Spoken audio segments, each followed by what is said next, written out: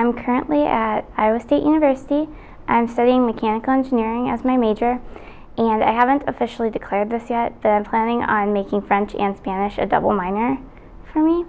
And then I'm not really sure what I want to do with engineering specifically, but I'm hoping that I can do something internationally because obviously I have the languages, and engineering has become really global and worldwide, and a lot of companies have places all over. When I got to college, I tested into the 300 level for both French and Spanish, so I was able to start way ahead of just a introductory course.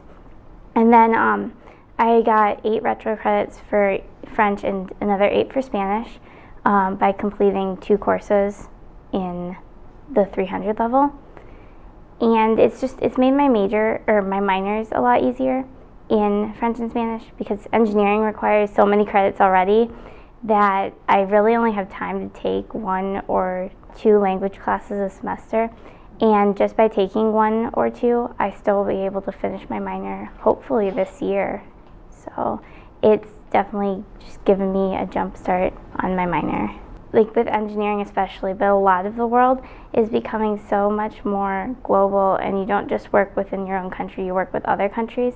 And the language of business generally is English, but if you have to travel to a different country for work, just because you speak English doesn't necessarily mean you're going to do a great job there.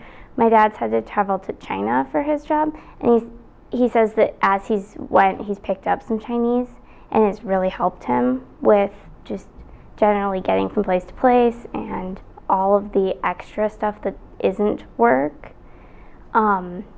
And so that's something that I think is really important. Also, especially in college, I've met just so many people from different countries. They find out that I'm studying Spanish because most of them are from Spanish-speaking countries, and they get all excited and try to talk to me in Spanish. Like, no, I'm not quite that good yet. But there are a lot of people you meet from different countries, and you always have to learn the culture with the language. And so it's neat because then you're going to be able to better understand how to react to certain situations if you would have to travel to that country. My French class this semester was actually French for business people, and so it talked a lot about like the business culture in France and how it differs from the US. So if you had to go to France for a business trip, you'd be much better prepared to go into a French business situation and be successful. What advice do you have for our young students or like 6th, 7th graders about taking the world language classes?